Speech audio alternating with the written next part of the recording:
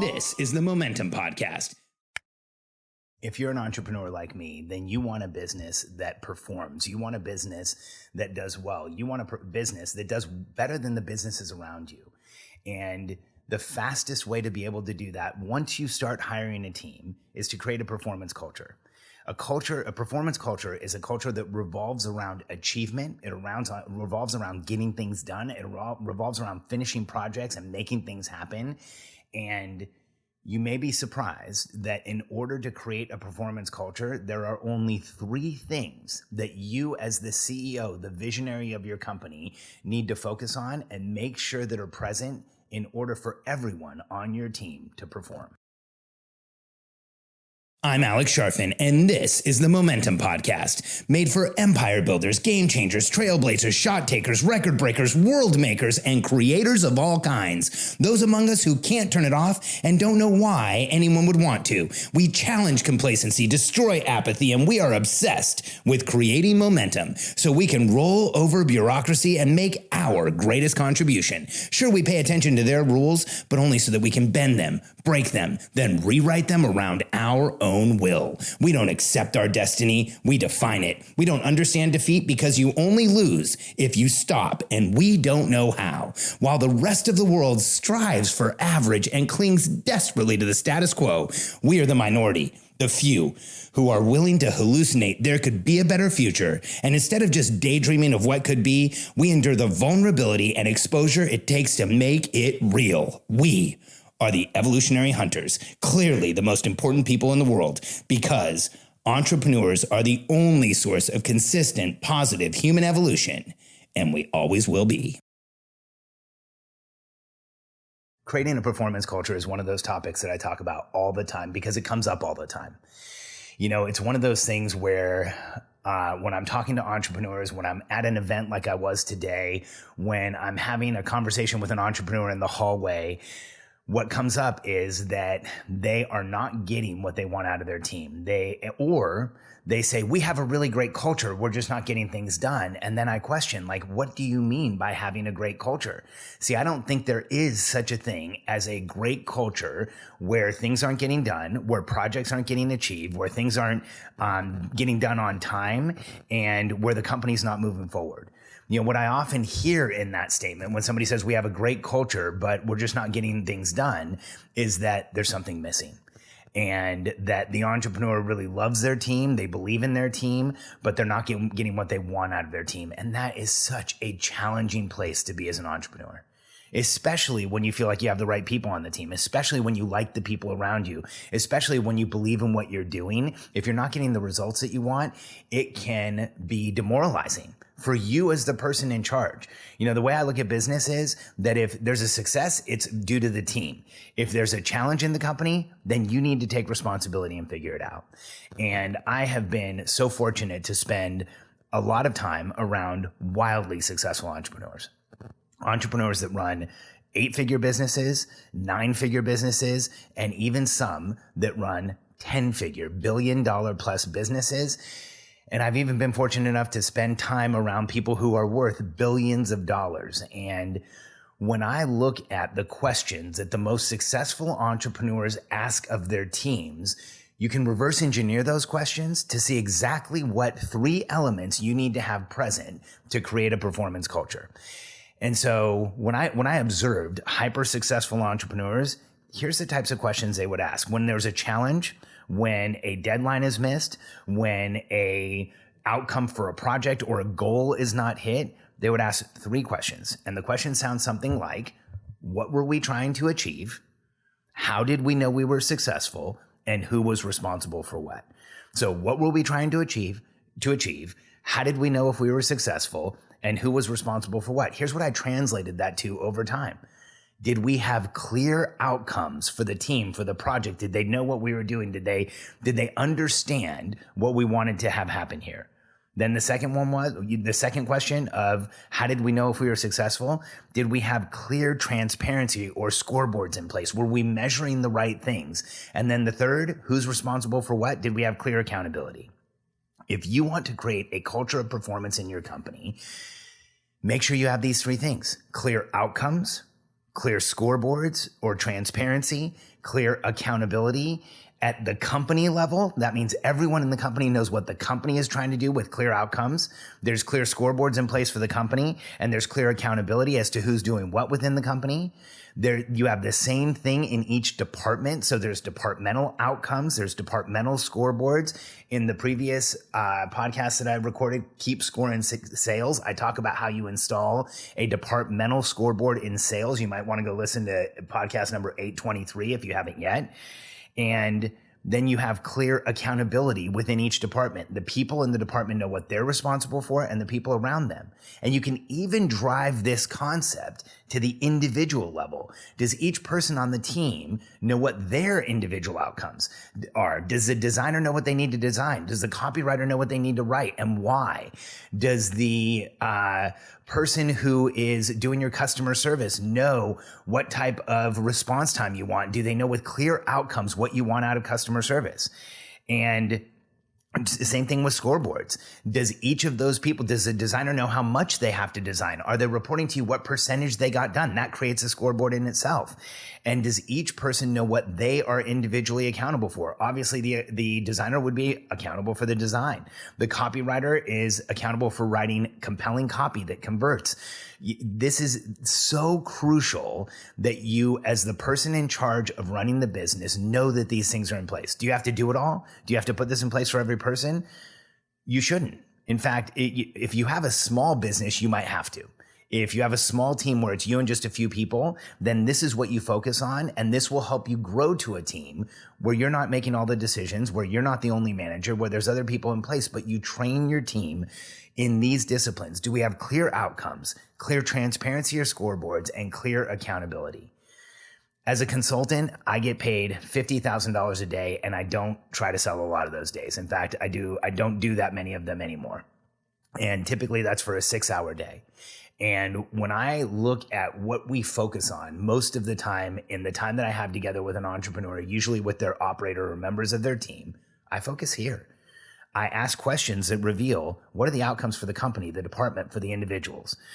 How do we show them whether we're winning or losing? Do we have a clear scoreboard for the company? Like, are you showing everyone in the business what top line revenue is, what expenses are, what profitability is? Profitability is the single most important scoreboard in any company. And I ask questions about accountability. Does each person have a clear role? Are their responsibilities outlined? Are the results you expect from that person hyper clear for them so they know that they're accountable? And do you know what requirements that position has so you know what they need to have in order to succeed in that position? Creating a performance culture is a discipline. It's a process. It's methodically looking at all the places in your business and seeing, do I have clear outcomes? Do I have clear scoreboards? Is it clear what each person is accountable for? And if you're in a situation where deadlines are missed, or a project is missed, or you have a launch that doesn't go well, the questions that you should ask yourself are those same questions that I observed over and over again when I was around people who are wildly successful. You know, I feel so privileged to have been in that situation. I feel so fortunate to have been able to see people ask those questions. And so when you have a huge miss, start asking questions like, okay, what were we trying to achieve? Was everybody clear? And this isn't an inquisition. This is actually you asking the team, guys, like, where did we miss? What outcome wasn't clear? What part of this wasn't clear? How did we know we were successful? Like, if you miss a deadline, did everybody on the team know what each other was doing? Were we reporting to each other what was going on? Did we know that we were going to be successful here? Or did we miss this project? Or did the launch fall short because we didn't know that everything wasn't done? And clear accountability. Did each person on the team understand what their role was for that project? Was there things that were missed? Did we have scope creep? Did the role start as one thing? Did what they were accountable start as one thing and then get way bigger over the course of the project? When you miss, it's an opportunity to get stronger for the next project, for the next outcome, for the next deadline you have for your team. And if you go into inquisition mode where everybody's in trouble, it's hard to get this information. But if you meet with your team and you ask them sincerely, like, hey guys, we missed. You ask these questions. Was everybody clear on what we were trying to achieve? Did everybody understand the score? Did everybody understand their role? And you can figure out what part was missing. That's where you focus for your next project, for your next outcome, and you will see the people on your team pull together and perform at a far higher level. See, the way I look at it is the only successful culture in a company is when the company is meeting deadlines, achieving goals, actually getting through the outcomes and achieving the outcomes that have been set up.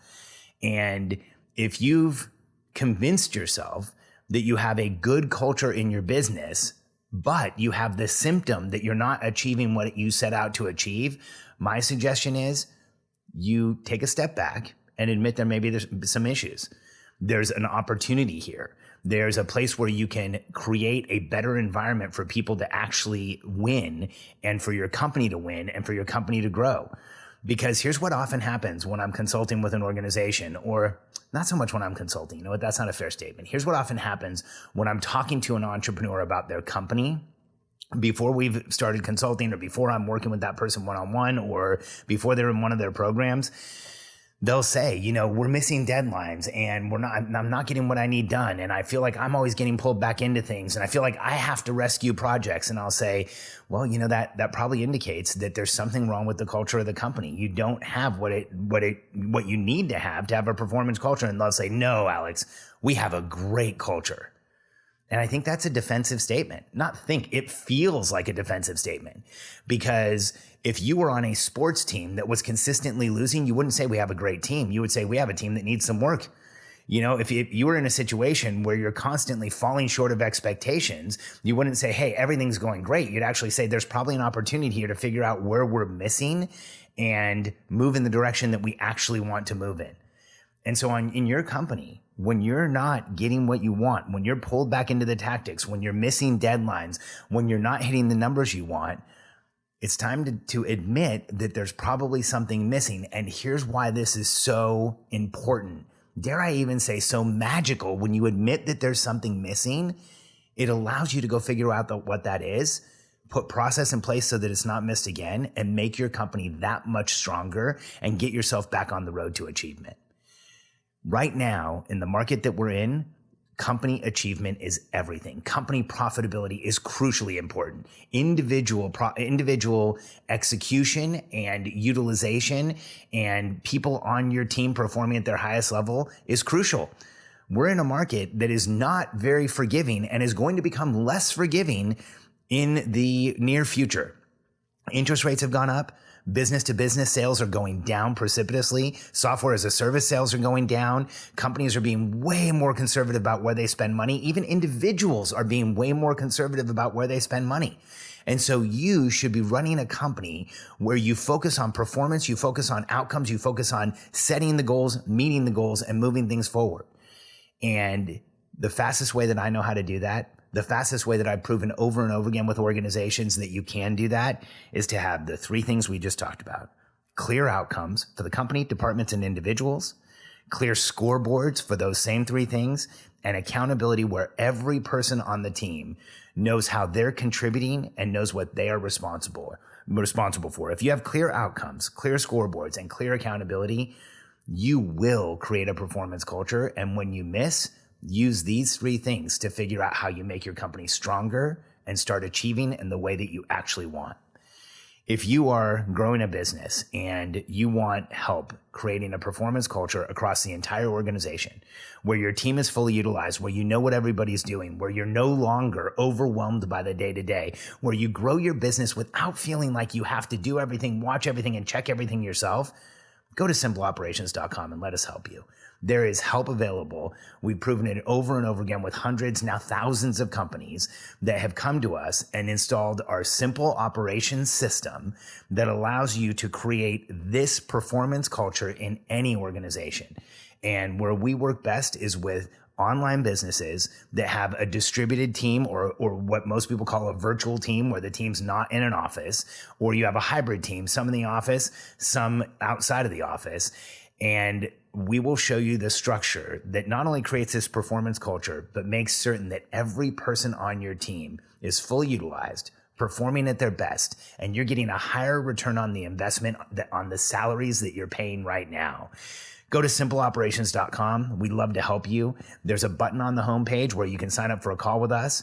It's easy to get on a call with us. Let us show you how we help entrepreneurs grow their businesses, stop feeling like they have to do everything themselves, and start moving towards the freedom that all of us want.